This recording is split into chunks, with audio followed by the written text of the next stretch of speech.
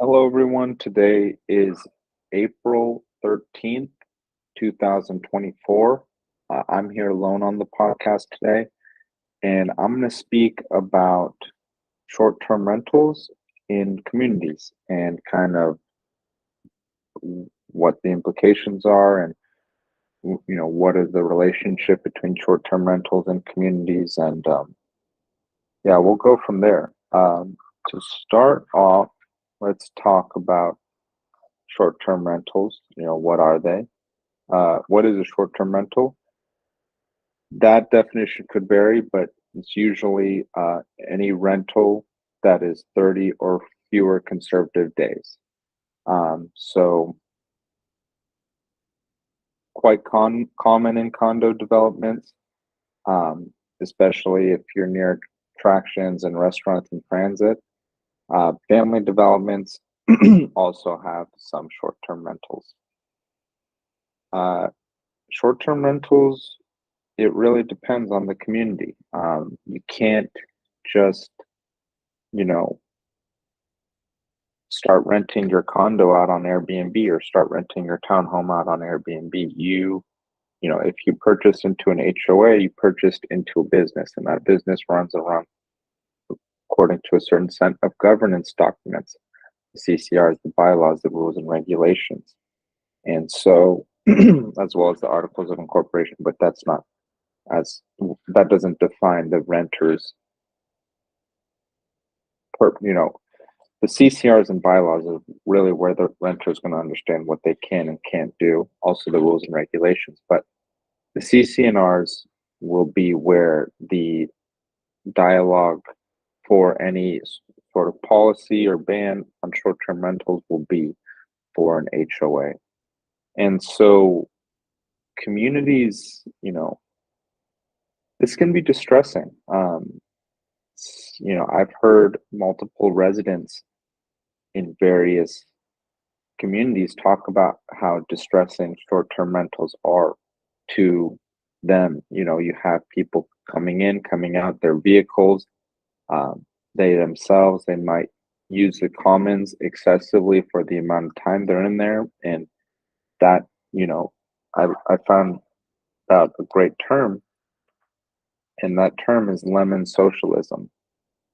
I'd never heard of that term, but the concept of that term is your profits are centralized in the individual, but um, the maintenance costs, the liability is socialized, and that is a very important term for community associations to know, because there are many things that can be taken advantage of in that sort of way, and it's the job of the board and the manager, in accordance with the general community, to make sure that they're not being taken advantage of in these sorts of ways. You don't want to be paying someone else's business costs. Um, that can go multiple ways. That's not just short-term rentals where someone can take advantage of their community, can take advantage of the amenities of the community, the common assets of the community. And when you have short-term rentals and you bring someone into your home, a stranger at that, whose only vetting process was through whether it be Airbnb or Vrbo, and then possibly in the rentee, whether it's the owner or an owner brought in a property manager, um, you're still bringing stranger onto the property, and it's a high frequency. Uh, Short-term rentals are high frequency, so you continually have someone coming in, and obviously this created issues. Um, Airbnb has issues, and with cities, with big cities. Last year, New York completely banned Airbnb, and I was reading an article that was defining what other um, cities have done, and San Francisco. The amount of time someone can list their entire residence is limited to 90 days in a year. Amsterdam, 30 nights in a year. Paris, 120 days. Berlin was banned but walked back the decision. Uh, Quebec and Memphis, Tennessee require licenses now. So, it's pretty obvious this, one, it drives up cost. So now you're not only competing with other residents for these units, but you're also competing with people that are running businesses, and those businesses rely on the exact same asset that you need to live your home in, to live in. So this is obviously a bad thing. It drove up prices for residential homes, and that's, you know, not good. That's not good for the local economy. You don't want your residents to be priced out of purchasing because of, you know, individuals or, some real estate mogul who has many units, just being able to buy them up, profit off of them, buy more up, profit off of them, and then just having these transients come in. And you have hotels. I mean, New York City has hotels. That's what they were there for. They were meant to to house transient people, transients for a short amount of time. And so, and with that, they bake in costs. Like, all right, what if this guy comes in and just destroys everything? Okay, we have that baked into our cost. Um, what if they just don't really care and just accidentally break something into our cost? Whereas for a community, that cost, you expect your fellow neighbors in a community association to respect your building since it's their property and your property. You decided to take on that responsibility of joint ownership. But once you have high frequency vacationers, short-term rental people, they're on vacation, they're out and about. So you can't really expect them to do well, to treat the property as respectfully as an owner would. And again, going back to the governance documents, depending on what the documents state, if you have a ban on your on short-term rentals in your association, and you as an owner still decide to rent out that your unit, your property, you're holding yourself liable. I mean, if there's actually a ban, whether that be in the city or whether that be declared by your association, an individual owner who decides to disregard that ban, they can be held liable. And associations, depending on the situation, it all is very specific. And I'm not a lawyer, and none of this is legal advice. But you have, as an association member, as a resident of the city, you are held to the standards of the city, and you're held to the standards of the association you purchase into. So, with that said, there have been many problems, and this has been recognized by the two top short-term rental platforms, Airbnb and Vrbo, VRBO. So in 2021, they developed a community integrity program and sharing important information on listings, strengthening action on the community threat posed by repeat party house offenders, whether it's party houses, whether it's loud people disregarding the property, just too much traffic coming in. Maybe you just don't want to allow strangers to come into your neighborhood. That's a legitimate reason. You're going to have high frequency strangers come in. Whereas if you have a renter and, it's going to be 30 days or more, and the, the agreement is in hopes that it will last even past the just initial year or whatever the lease is, then That's someone who's going to stay on the property for years at a time. They're not just going to leave, at the end of the weekend. And with that, if they're planning on being here in 6 months, they're not going to destroy the property. They want to be respectful of the community that they're going to live in. These people who come in, they don't know anyone else there. They don't have to wake up and walk outside and then see these people like your community members do. So they don't have as much incentive to be, orderly, civil, quiet, respectful. Not to say they're all disrespectful, but yeah. So they came out in 2021, Airbnb and Vrbo, with their own community integrity tools. Vrbo, Stay Neighborly, Airbnb, Neighborhood Support Line. So, you can go and report any issues you're having as a unit owner, uh, these tools, I suggest going to your board, going to your manager, having your manager and your board utilizing these tools. That would probably be a lot more effective, having someone with authority over the organization, a beneficial owner. Beneficial owner is anyone with elevated privileges, which board members have elevated privileges, and the manager does have privilege. So um, they'll be able to take this farther, but there are tools available by these platforms. You aren't held completely victim to Airbnb or Vrbo, and residents should know that. That's a very important thing, because say you're distressed because your neighbor just keeps on disregarding, or you don't even know whether or not this is allowed.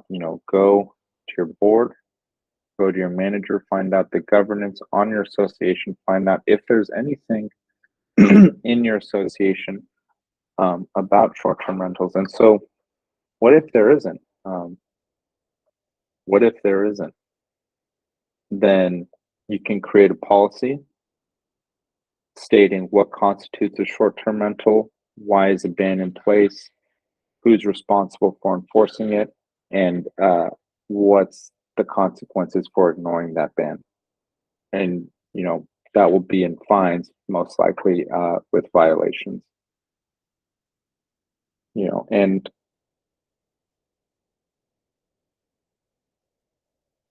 so making sure all the owners are aware of the rules, board and management working together along with the residents, because residents, you guys are the ones who are also, living there. So speak with your board, speak with your manager, don't be shy. If something is upsetting you, do something about it. If you want to see a change in your association, start with your board, one step at a time. Have an investigation violation process in place, so association doesn't falsely accuse an owner, and that would go to Airbnb and Airbnb Neighborhood Support Line and Vrbo's Stay Neighborly. These programs are useful tools for the association, and managers and board members can take advantage of them. And make sure to give the owner the opportunity to share their side of the story, but be stern and be clear. This is a community. You're all neighbors. You want to be civil. You're still gonna, possibly live in the same area. I mean, if they're renting out their unit, they might not be on site, but it's interesting. So if you're attempting to, allow short-term rentals, so we just talked about all these things, why they're bad, why HOAs don't like them, how we can ban them. You're going to have to do it through your governance documents. And let me actually continue. Check your governing documents. Check for loopholes. An example is owner is allowed to rent his home for a year, but can also terminate that lease before it ends. So, I mean, in that case, that the loophole there is obvious. You can have someone creating 12-year-long leases in a year and just breaking the lease every single time or something along those lines. Um, so certain restrictions you can place upon them as an association require residents to notify the board of each rental, so that goes to a renter's agreement. The association, if they decide to allow short-term rentals, can have a rental agreement that, and for a short-term rental, that's a lot more justifiable. Maybe a long-term rental, you know, that renter is going to be there for a long time, so they're going to be able to answer to what they do since they live on the property. But short-term rentals, they're in, they're out, and they can just bounce and say whatever, you know, wasn't me. Require renter to identify themselves upon entering the property. Make sure homeowners understand that they are responsible for any violations of the governing documents, and that's important. Communicate the governing documents. Also, HOAs can levy fees on rent on units that rent out in short-term rentals. There can be different fees levied on them, and if they're making money and the association permits it, and uh, there's some sort of cost that the association has come to that can be uh, offset by a fee. That's and even a fee would you know disincentivize owners from doing that. So from taking on the short-term lease, if they're like, okay, I'm now these costs and these costs and these costs, and now another cost is my association is going to be charging me. You might have it's not as profitable for them, and if they decide to not inform the association and still do it, again, bad idea, especially if there's governance in place that uh, that says that's not allowed, that's not permitted. Um, Set a standard, notify homeowners, find out when the policy is broken, and handle violators. So if you allow short-term rentals, there's going to be risks and liabilities. Handle disruptive or noisy renters. How will you encourage owners to look for respectful rentals? That'd probably be through fees for noisy and disruptive renters. How much will it cost your association, and the maximum number that you'll allow a property to be rented. So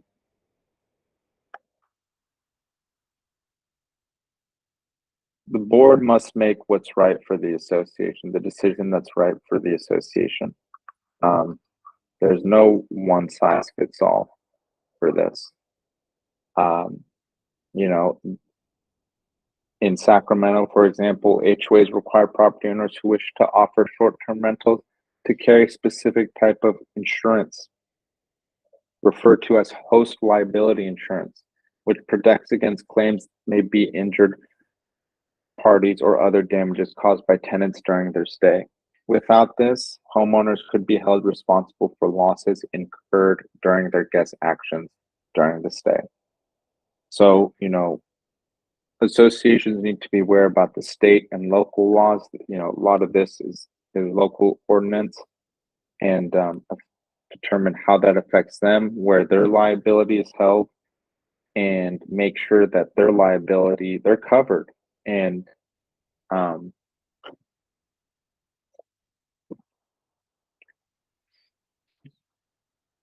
it's not simple. It's not easy, surely. If you have a resident who's breaking the rules, it's very difficult. Okay. So And if you permit short-term rentals contracts, I think that's a good idea. Decide maximum number of residents or maximum number of short-term tenants, maximum number of days in a year. Uh, place a fine on that if you'd like. You can put your, insurance coverage requirements on the contract. You can create a tenant's notice. It's a good idea, if you to not just allow short-term rentals. If your association is going to be permitting, short-term renters, high frequency uh, individuals who, may be vacationing. When people go somewhere for a short amount of time, they act differently than if they know they're going to be there for months on end. Just, I think that's a part of human nature. So, just in conclusion, there's no one size fits all.